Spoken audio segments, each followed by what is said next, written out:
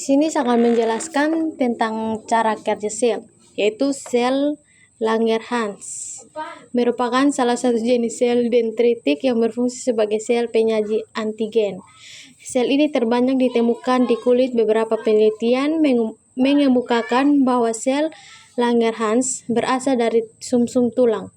Sel Langerhans tidak dapat diidentifikasi dengan menggunakan fiksasi rutin atau pewarna histologi biasa, tetapi harus dengan mikroskop elektron atau analisis histokomia. Granula Birchek ialah organel khas yang hanya terdapat di sel Langerhans. Reseptor permukaan penting yang terdapat pada sel Langerhans yaitu MHC kelas 2, VCER dari beberapa intergen, serta adhensia. Mekanisme kerja sel Langerhans terlihat jelas pada fase sintesitasi, dermatilitis, kontak alergi yang dengan menangkap antigen dan memprosesnya dengan MHC kelas 2 sehingga dapat disajikan kepada sel T. Selain memprosesan antigen dilakukan oleh MHC kelas 2, sel Langerhans memiliki reseptor CD1 yang tidak dimiliki oleh jenis sel dendritik lainnya. Molekul CD1 menyajikan antigen dalam bentuk lipid dan glikolipid baik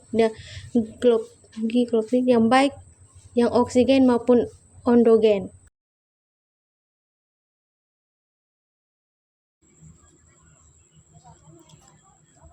DNA adalah molekul terdiri dari dua helai yang berpilin satu sama lain membentuk double helix.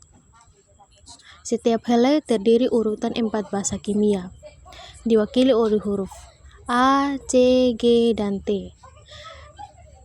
Dua helai saling melengkapi.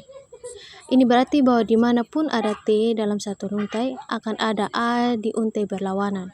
Dan dimanapun ada C, akan ada G di untai lainnya. Setiap helai memiliki ujung 3-5 akhir.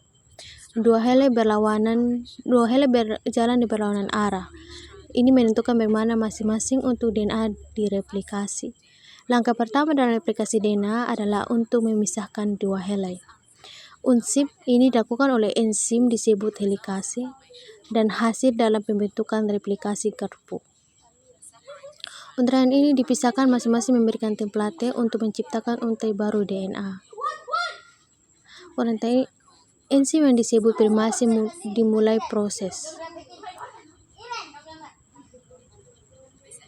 Enzim ini membuat sepotong kecil DNA disebut primer. Ini menandai titik awal untuk membangun untai baru DNA. Enzim yang disebut DNA polimerase mengikat primer dan akan membuat untai baru DNA. DNA polimerase hanya dapat menambahkan basa DNA dalam satu arah dari ujung 5 ke ujung 3. Salah satu untai baru DNA kemukakan di untai dibuat terus-menerus. DNA polimerase menambahkan basa satu persatu di ke-5 ke 3 satu arah. Untai lainnya, untai tertinggal tidak bisa dibuat dengan cara terus-menerus karena berlawanan arah. DNA polimerase karena hanya dapat membuat alur ini dalam serangkaian potongan kecil disebut fragmen Okazaki.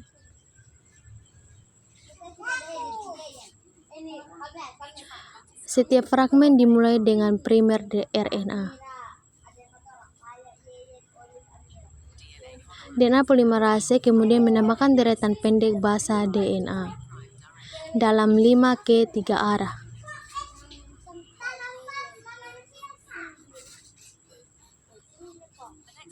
Primer berikutnya kemudian ditambahkan lebih lanjut bahwa fragmen Okazaki lain kemudian dibuat oleh proses yang diulang lagi.